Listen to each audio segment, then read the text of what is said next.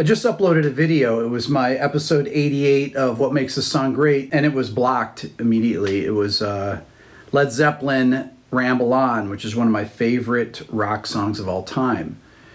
And instead of getting on here and complaining about blocking and the fact that I wasted 15 hours of my life working on a video talking about how great this band's music is, it made me think about the relevance of musical styles. The era of imperfection, if you will, of those early rock bands from the 50s through the mid-90s or so when Pro Tools came into use, or the late 90s, was an era where the limitations of the recording mediums, for example, tape, made you think before you tried to fix things because you didn't want to take a chance on erasing things. Now, imperfection in music has become irrelevant to a certain degree. Most of the music, popular music that's on the radio or that people stream on Spotify or Apple Music, is music that's generally created by a small group of people on laptops. There's very little imperfection in it. You don't have to worry about things being out of time or having a human element to it because it's actually not even thought about anymore. Things are placed on a grid. The sounds are created in studios and they're presets that some people tweak. Some people don't even bother tweaking. They just take out a preset, start playing, create a loop, put a song together, create a verse, a chorus. They follow these formulas. And the era of limitation is over now. One of the things I've tried to do with my What Makes a Song Great series is focus on songs and talk about what elements make them great. I don't always think the songs myself are great. That's why I have a question mark in the title, because I'm always curious to know what other people think makes the song great. What makes a song great? It's usually a combination of things: the melody, the lyrics, the rhythm. Many times it's the imperfections in the music that make it great.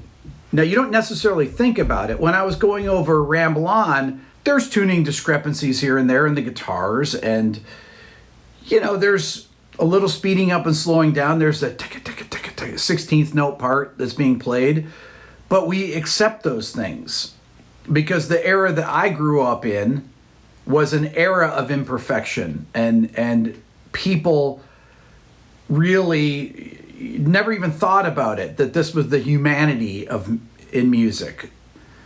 And that humanity has been taken away to a certain degree when you quantize things, when you auto-tune things, when you use all canned sounds. When I say canned sounds, I mean sounds that come from computers, right? Synth patches or drum samples, things like that really don't take any time to create, except for the people that wrote the programs and created the sounds originally.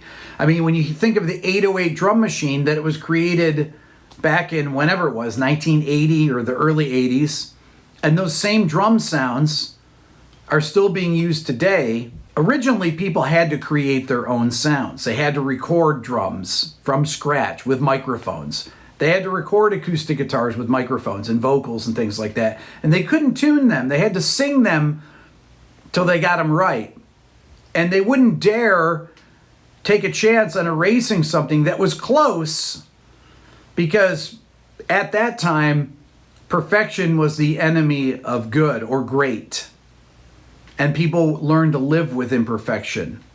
And imperfection became a central part of the music. Now, you got into the 80s and people like Mutt Lange, producers like Mutt Lange, who he did the AC/DC Back in Black album, but really he's known for things like Def Leppard and these records that are perfect, whatever that means. And Shania Twain, who he was married to at one time and had these perfect records. And then we eventually made it into the late 90s and we had Pro Tools. And Pro Tools made it to where anyone could make records. Anybody could make a bad drummer sound like they could play in time. Anybody could make a bad singer sing in tune, whatever that means. And it allowed people like me to not have to work in a studio for 3 years to intern under somebody that was a professional producer, and I could read the manual of Pro Tools and figure out, okay, this is how you record, even though I had no experience in this, except for my ears. People talk about, oh, so-and-so created the Billie Eilish record was all done on a laptop. It's like, yeah, all records are done on laptops because a laptop is a computer. So people create everything on computers now. That's how recording is done, unless you're using a 2-inch tape machine, which almost nobody does anymore. So this era of imperfection is over. So my question is to the people that block music, all these classic artists, the people like Fleetwood Mac and Led Zeppelin and Guns N' Roses and Prince and Jimi Hendrix and all the people whose videos I don't include in the What Makes a Song Great series, Ozzy Osbourne or Black Sabbath. I don't take a chance on these things. I took a chance on Zeppelin, and I wasted 15 hours of my life when I could have spent it with my family or making a video teaching someone something. Who do these people think that they're selling their music to? Or who do they think they're introducing? What new audience are they introducing their music to? Well, I say that they're not. That their music is going to be gone with them, and it will never be introduced to new audiences because of these draconian things like blocking. I don't make the money from What Makes a Song Great videos. The artists that write the songs make every cent of it. What is the difference between the original video of Ramble On making money or my video telling people what a great song Ramble On is when Jimmy Page and Robert Plant are both getting money from both videos, all the money? I'm not sure what that does, how that benefits them to not have people talk about their music, unless you talk about it in an abstract way where you don't even play the music. I'm just thinking out loud here because I wasted 15 hours of my life, and I realize that people are going through difficult times right now, and I'm trying to create content for people, videos that take people's mind off this and take my mind off it too. That's all I have for you today. I'm sorry I don't have a video that I could put out, but I wanted to put out my thoughts while they were still fresh in my head.